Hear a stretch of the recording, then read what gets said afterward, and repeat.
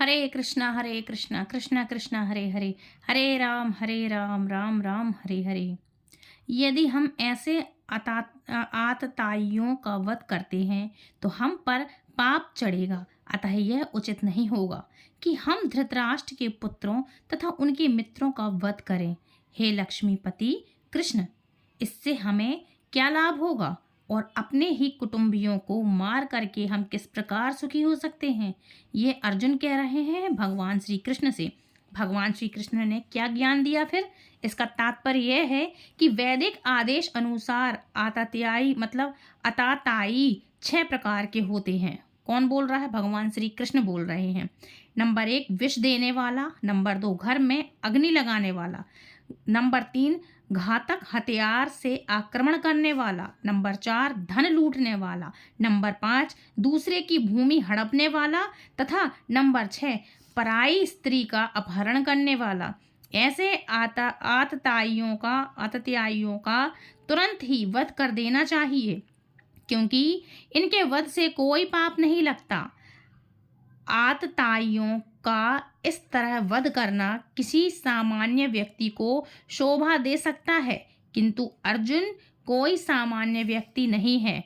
वह स्वभाव से साधु है, अतः वह उनके साथ साधुवत व्यवहार करना चाहता था, किंतु इस प्रकार का व्यवहार क्षत्रिय के लिए उपयुक्त नहीं है। यद्यपि राज्य के प्रशासन के लिए उत्तरदायी व्यक्ति को साधु प्रकृति का होना चाहिए, किंतु उसे कायर नहीं होना चाहिए। उदाहरणार्थ के लिए भगवान राम इतने साधु थे कि आज भी लोग राम राज्य में रहना चाहते हैं, किंतु उन्होंने कभी कायरता प्रदर्शित नहीं की।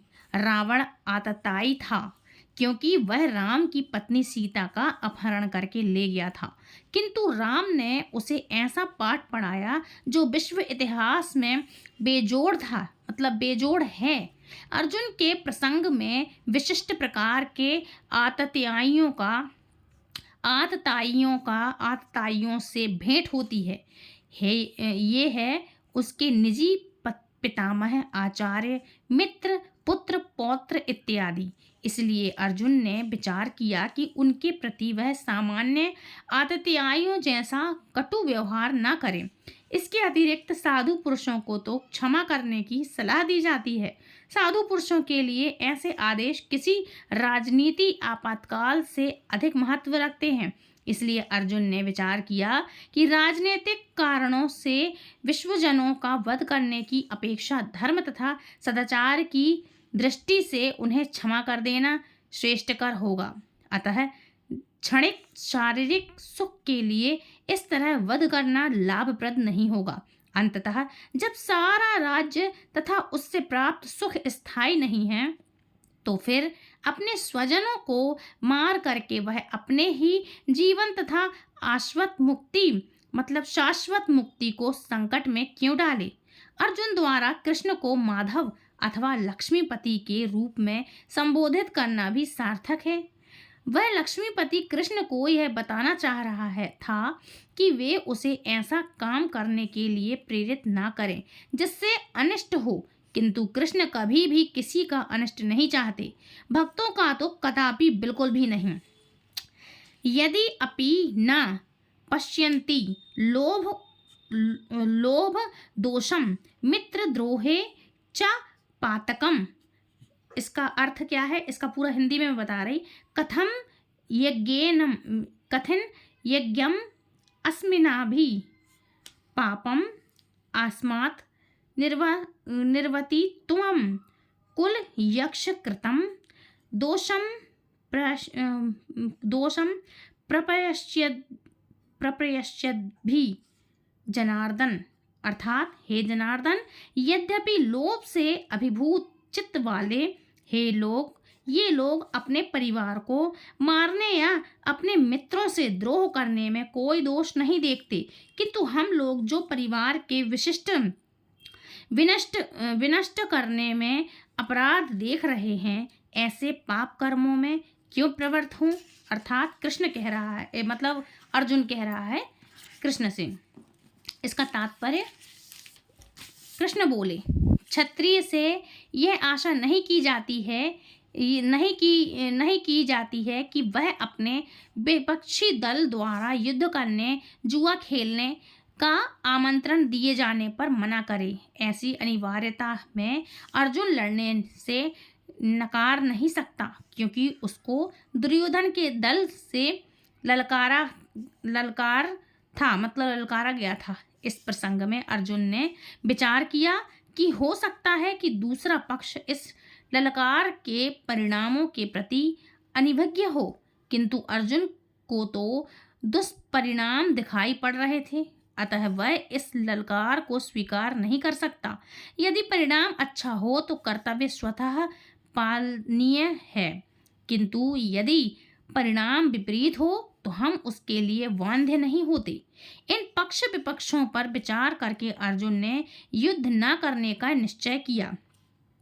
कुल क्षये प्रणयष्यति कुल धर्मः सनातनः धर्मे नष्टे कुलम कृतस्यम अर्धनम अभिभावति उत, अर्थात कुल का नाश होने पर सनातन कुल परंपरा नष्ट हो जाती है और इस तरह शेष कुल भी अधर्म में परिवृत्त हो जाता है। इसका तात्पर्य यह है कि वर्णाश्रम व्यवस्था में धार्मिक परंपराओं के अनेक नियम हैं, जिनकी सहायता से परिवार के सदस्य ठीक से उन्नति करके आध्यात्मिक मूलों की उपलब्धि कर सकते हैं। परिवार में जन्म से लेकर मृत्यु तक के सारे संस्कारों के लिए वयोवृद्ध लोग उत्तरदायी होते हैं, किंतु इन वयोवृद्धों की मृत्यु के पश्चात संस्कार संबंधी पारिवारिक परंपराएं रुक जाती हैं और परिवार के जो तरुण सदस्य बचे रहते हैं वे अधर्म व्यसनों में प्रवृत्त होने से मुक्ति लाभ से वंचित रह सकते हैं। अतः किसी भी कारणवश परिवार के वयोवृद्ध का वध नहीं होना चाहिए। हे कृष्ण, जब कुल में अधर्म प्रमुख हो जाता है तो कुल की स्त्रियां दूषित हो जाती हैं और स्त्रीत्व के पतन से ही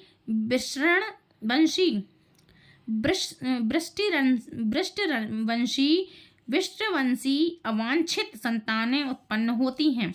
इसका तात्पर्य है कि जीवन में शांति, सुख तथा आध्यात्मिक उन्नति का मुख्य सिद्धांत मानव समाज में अच्छी संतान का होना है। वर्णाश्रम धर्म के नियम इस प्रकार बनाए गए थे कि राज्य तथा जाति की आध्यात्मिक उन्नति के लिए समाज में अच्छी संतान उत्पन्न हो। ऐसी संतान समाज में स्त्री के सतत्व और उनकी निष्ठा पर निर्भर है। जिस प्रकार बालक सरलता से कुमार्गगामी बन जाते हैं, उसी प्रकार स्त्रियां भी पतोन्मुखी हो जाती हैं, अतः पतोन्मुखी होते हैं। बालकों तथा स्त्रियों दोनों को ही समाज के वयोवृद्धों तथा संरक्षण आवश्यक है। स्त्रियां विभिन्न धार्मिक प्रथाओं में संलग्न रहने पर भी व्यभिचारिणी नहीं होंगी। चाणक्य पंडित के अनुसार सामान्यतः स्त्रियां अधिक बुद्धिमान नहीं होती, अतः वे विश्वसनीय नहीं हैं, इसलिए उन्हें विविध कुल परंपराओं में व्यस्त रहना चाहिए और इस तरह उनके सतत्व तथा अनुरक्ति से ऐसी संतान जन्मेंगी जो वर्णाश्रम धर्म में भाग लेने के योग्य होंगी। ऐसे वर्णाश्रम धर्म के विनाश से यह स्वाभाविक है कि स्त्रियां स्वतंत्रता पूर्वक पुरुषों से मिल सकेंगी और व्यभिचार को प्रायश्चित मिलेगा, जिससे अवांछित संतानें उत्पन्न होंगी। निठल्ले लोग भी समाज में अभिचार को प्रेरित करते हैं और इस तरह अवांछित बच्चों की बाढ़ आ जाती है, जिसमें मानव जाति पर युद्ध और महामारी का संकट छा जाता है। अवांछित संतानों की वृद्धि से निश्चय ही परिवार के लिए तथा पारिवारिक परंपराओं को विनष्ट करने के वाले के लिए नारकीय जीवन उत्पन्न होता है। ऐसे पतित कुलों के पुरखे मतलब पितर लोग जो हैं गिर जाते हैं, क्योंकि उन्हें जल तथा पिंडदान देने की क्रियाएं समाप्त हो जाती हैं। इसका तात्पर्य यह है कि सकाम कर्म के विधि विधानों के अनुसार कुल के पितरों को समय समय पर जल तथा पिंडदान दिया जाना चाहिए। यह दान विष्णु पूजा द्वारा किया जाता है, क्योंकि विष्णु को अर्पित भोजन के उचिष्ट भाग मतलब प्रसाद के खाने से सारे पाप कर्मों से उद्धार हो जाता है। कभी कभी पितरगण विविध प्रकार के पाप कर्मों से ग्रस्त हो सकते हैं और कभी कभी उनसे कुछ को स्थूल शरीर प्राप्त ना हो सकने के कारण उन्हें प्रेतों के रूप में सूक्ष्म शरीर धारण करने के लिए बाध्य होना पड़ता है। अतः जब वंशजों द्वारा पितरों को बचा प्रसाद अर्पित किया जाता है तो इस कारण से उनका प्रेत योनि या अन्य प्रकार के दुखमय जीवन से उद्धार हो जाता है। पितरों को इस तरह की सहायता पहुंचना कुल परंपरा है और जो लोग भक्ति का जीवन यापन करते हैं उन्हें ये अनुष्ठान करने होते हैं। केवल भक्ति करने से मनुष्य सैकड़ों क्या हजारों पितरों को ऐसे संकटों से उबार सकता है। भगवत गीता का 11 चौथा और 41 श्लोक कहा गया है। देवर्षि जो इसमें है लिखा गया है, देवर्षि भूतांतरणा पितृगणम न किंकरो नाय मृणी च राजनम सर्वात्मना यह शरणम गतो मुकुंद परिहरणम कृत्यम। अर्थात जो पुरुष अन्य समस्त कर्तव्यों को त्याग करके मुक्ति के दाता मुकुंद के चरणों कमलों की शरण ग्रहण करता है और इस पथ पर गंभीरता पूर्वक चलता है, वह देवताओं, मुनियों, सामान्य जीवों, स्वजनों, मनुष्यों या पितरों के प्रति अपने कर्तव्य ऋण से मुक्त हो जाता है। श्री भगवान की सेवा करने से ऐसे दायित्व अपने आप पूरे हो जाते हैं।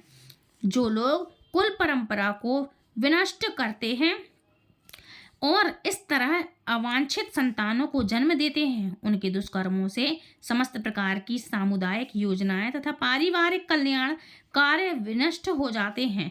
इसका तात्पर्य यह है कि सनातन धर्म या वर्णाश्रम धर्म द्वारा निर्धारित मानव समाज के चारों वर्णों के लिए सामुदायिक योजनाएं तथा पारिवारिक कल्याण कार्य इसलिए योजित हैं कि मनुष्य चरम मोक्ष प्राप्त कर सके।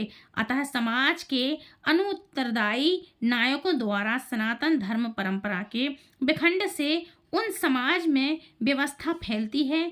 फलस्वरूप लोग जीवन के उद्देश्य विष्णु को भूल जाते हैं। ऐसे नायक अंधे कहलाते हैं और जो लोग इनका अनुगमन करते हैं वे निश्चय ही कुल व्यवस्था की ओर अग्रसर होते हैं। हे प्रजापालक कृष्ण, मैंने गुरु परंपरा से सुना है कि जो लोग कुल धर्म का विनाश करते हैं वे सदैव नरक में वास करते हैं। कृष्ण बताते हैं अर्जुन को, इसका तात्पर्य अर्जुन अपने तर्कों को अपने निजी अनुभव पर न आधारित करके आचार्यों से जो सुन रखा है उस पर आधारित करता है। वास्तविक ज्ञान प्राप्त करने की यही विधि है। जिस व्यक्ति ने पहले से ज्ञान प्राप्त कर रखा है उस व्यक्ति की सहायता के बिना कोई भी वास्तविक ज्ञान तक नहीं पहुंच सकता। वर्णाश्रम धर्म की एक पद्धति के अनुसार मृत्यु के पूर्व मनुष्य को पाप कर्मों के लिए प्रायश्चित करना होता है। जो पापात्मा है उसे इस विधि का अवश्य उपयोग करना चाहिए। ऐसा किए बिना मनुष्य निश्चय रूप से नरक भेजा जाएगा, जहां उसे अपने पाप कर्मों के लिए कष्टमय जीवन बिताना होगा।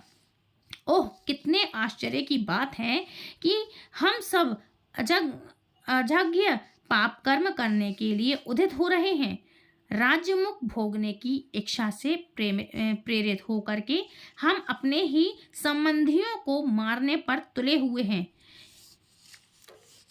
तात्पर्य इसका यह है कि स्वार्थ के वशीभूत होकर मनुष्य अपने सगे भाई, बाप या माँ के वध जैसे पाप कर्मों में प्रवृत्त हो सकता है। विश्व के इतिहास में ऐसे अनेक उदाहरण मिलते हैं, किंतु भगवान का साधु भक्त होने के कारण अर्जुन सदाचार के प्रति जागरूक है, अतः वह ऐसे कार्यों से बचने का प्रयत्न करता है। यदि यदि मम अप्रीतकारम अस्त्र शस्त्रम धृतराष्ट्र रणे हुन्मियु तात में क्षेम तरम भवेत, अर्थात यदि शस्त्रधारी धृतराष्ट्र के पुत्र मुझ निहत्थे तथा रणभूमि में प्रतिरोध न करने वाले को मारें तो यह मेरे लिए श्रेष्ठकर होगा।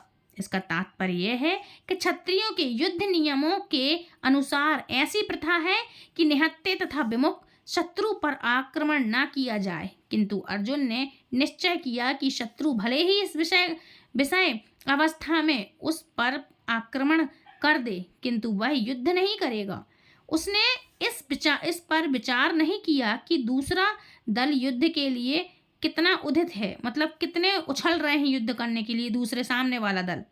लेकिन इन सब लक्षणों का कारण उसकी दयाद्रता है, मतलब अर्जुन दया कर रहा है, जो भगवान के महान भक्त होने के कारण उत्पन्न हुई है। संजय ने कहा, युद्ध भूमि में इस प्रकार कहकर अर्जुन ने अपना धनुष तथा बाण एक ओर रख दिया और शोक संतप्त चित्त से रथ के आसन पर बैठ गया। इसका तात्पर्य यह है कि अपने शत्रु की स्थिति का अवलोकन करते समय अर्जुन रथ पर खड़ा हो गया था, किंतु वह शोक से इतना संतप्त हो उठा कि अपना धनुष बाण एक ओर रख करके रथ के आसन पर पुनः बैठ गया। ऐसा दयालु तथा कोमल हृदय व्यक्ति जो भगवान की सेवा में रत हो, आत्मज्ञान प्राप्त करने के योग्य है। इस प्रकार श्रीमद् भगवत गीता के प्रथम अध्याय कुरुक्षेत्र के युद्ध में सैन्य निरीक्षण का भक्ति वेदांत तात्पर्य पूर्ण हुआ। अध्याय 1 समाप्त हुआ।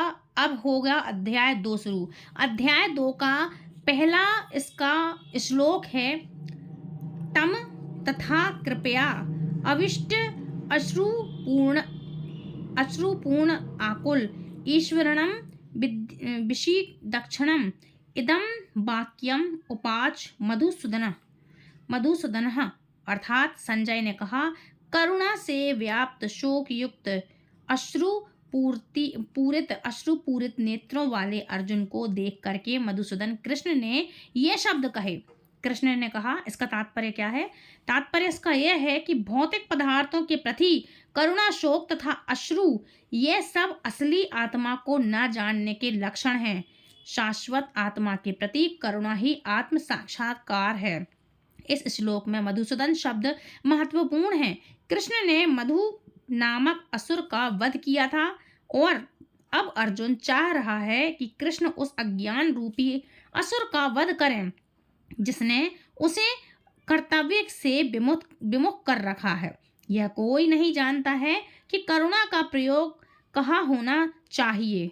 डूबते हुए मनुष्य के वस्त्रों के लिए करुणा मूर्खता होगी। अज्ञान सागर में गिरे हुए मनुष्य को केवल उसके बाहरी पहनावे अर्थात स्थूल शरीर की रक्षा करके नहीं बचाया जा सकता। जो इसे नहीं जानता और बाहरी पहनावे के लिए शोक करता है वह शूद्र कहलाता है, अर्थात वह प्रथा ही शोक करता है। अर्जुन तो क्षत्रिय था, अतः उससे ऐसे आचरण की आशा नहीं थी, किंतु भगवान कृष्ण अज्ञानी पुरुष के शोक को विनष्ट कर सकते हैं और इसी उद्देश्य से उन्होंने भगवद गीता का उपदेश दिया। यह अध्ययन हमें भौतिक शरीर तथा आत्मा के विश्लेषिक अध्ययन द्वारा आत्म साक्षात्कार का उपदेश देता है, जिसकी व्याख्या परम अधिकारी भगवान कृष्ण द्वारा की गई है। यह साक्षात्कार तभी संभव है जब मनुष्य निष्काम भाव से कर्म करे और आत्मबोध को प्राप्त हो। भगवान कहते हैं, श्री भगवान उपवाच कुतः त्ववा कश्मलयम इंद्रियम विस्मे समु परिस्थितिम अनार्य दृष्टम अवनीश्वरम अकीर्ति क्रमः। अर्जुन, भगवान कहते हैं, श्री भगवान ने कहा, हे अर्जुन, तुम्हारे मन में यह कलमश आया कैसे? यह उन मनुष्य के लिए तनिक भी अनुकूल नहीं है जो जीवन के मूल्य को जानते हों। इससे उच्च लोक की नहीं अपितु अपशय की प्राप्ति होती है। इसका तात्पर्य है कि श्री कृष्ण तथा भगवान अभित्र हैं, इसलिए श्री कृष्ण को संपूर्ण गीता में भगवान ही कहा गया है। भगवान परम सत्य की पराकाष्ठा हैं। परम सत्य का बोध ज्ञान की 3 अवस्थाओं में होता है, ब्रह्म या निर्विशेष सर्वव्यापी चेतना परमात्मा या भगवान का अंतर्यामी रूप जो समस्त जीवों के हृदय में है, तथा भगवान या श्रीमद् भगवान कृष्ण। श्रीमद् भगवत में 1, 2 या 11 परम सत्य की यह धारणा इस प्रकार बताई गई है जैसे कि परम सत्य का ज्ञाता परम सत्य का अनुभव ज्ञान की 3 अवस्थाओं में करता है, और ये सब कथाएं एक रूप हैं। ये ब्रह्म परमात्मा तथा भगवान के रूप में व्यक्त की जाती हैं। इन 3 दिव्य पक्षों को सूर्य के दृष्टांत द्वारा समझाया जा सकता है, क्योंकि उनके भी 3 विभिन्न पक्ष होते हैं, यथा धूप प्रकाश सूर्य की तरह, तथा सूर्य लोक स्वयं जो सूर्य के प्रकाश का अध्ययन करता है, वह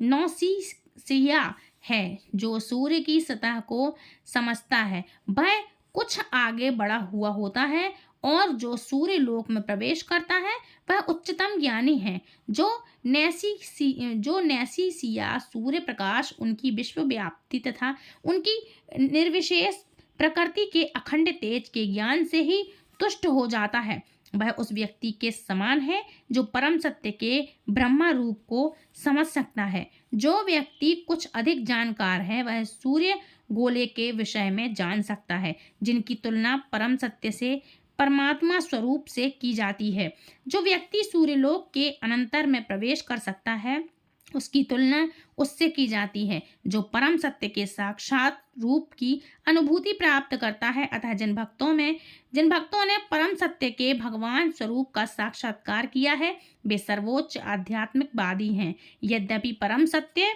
के अध्ययन में रत सारे विद्यार्थी एक ही विषय के अध्ययन में लगे हुए हैं। सूर्य का प्रकाश, सूर्य का गोला तथा सूर्य लोक की भीतरी बातें, इन तीनों को एक दूसरे से विलग्न नहीं किया जा सकता। फिर भी तीनों अवस्थाओं में अध्येता एक ही श्रेणी के नहीं होते। संस्कृत शब्द भगवान की व्याख्या व्यासदेव के पिता परशुराम मुनि ने की है। समस्त धन, शक्ति, यश, सौंदर्य, ज्ञान तथा त्याग से युक्त परम पुरुष भगवान कहलाता है। ऐसे अनेक व्यक्ति हैं जो अत्यंत धनी हैं, अत्यंत शक्तिमान हैं, अत्यंत सुंदर हैं और अत्यंत विख्यात विद्वान तथा विरक्त भी हैं, किंतु कोई साधिकार यह नहीं कह सकता है कि उनके पास सारा धन, शक्ति आदि हैं। एकमात्र कृष्ण ही ऐसे दावा कर सकते हैं क्योंकि वे भगवान हैं। ब्रह्मा, शिव या नारायण सहित कोई भी जीव कृष्ण के समान परिपूर्ण या पूर्ण ऐश्वर्यवान नहीं है। अतः ब्रह्म संहिता में स्वयं ब्रह्मा जी का निर्णय है कि श्री कृष्ण स्वयं भगवान हैं। ना तो कोई उनके तुल्य है, ना उनसे बढ़कर है। वे आदि स्वामी या भगवान हैं, गोविंद रूप में जाने जाते हैं और समस्त कारणों के परम कारक हैं। ऐसे अनेक पुरुष हैं जो भगवान के गुणों से युक्त हैं, किंतु कृष्ण परम हैं क्योंकि उनसे बढ़कर कोई नहीं है। वे परम पुरुष हैं और उनका शरीर सच्चिदानंदमय है। वे आदि भगवान गोविंद हैं और समस्त कारणों के कारक हैं और कारण हैं। ब्रह्म संहिता 4 में अध्याय 1 में भगवत में भी भगवान के नाना अवतारों की सूची है, किंतु कृष्ण को आदि भगवान बताया गया है, जिसने अनेक अवतार तथा ईश्वर विस्तार करके यहाँ पर वर्णित सारे अवतारों की सूचियाँ या तो भगवान की असंकलाओं अथवा पूर्ण कलाओं की है, किंतु कृष्ण तो स्वयं भगवान हैं। अतः कृष्ण आदि भगवान परम सत्य हैं। परमात्मा तथा निर्विशेष ब्रह्म द्वारा दोनों के उद्गम हैं। भगवत में 1, 3 और 28वां अध्याय में भगवान की उपस्थिति में अर्जुन द्वारा स्वजनों के लिए शोक करना सर्वथा अशोभनीय है। अतः कृष्ण ने कुतः शब्द से अपना आश्चर्य व्यक्त किया है। आर्य जैसे सभ्य जाति के किसी व्यक्ति से ऐसी मलिनता की उम्मीद नहीं की जा सकती। आर्य शब्द उन व्यक्तियों पर लागू होता है जो जीवन के मूल्य को जानते हैं और जिनको सभ्यता आत्म साक्षात्कार पर निर्भर करती है।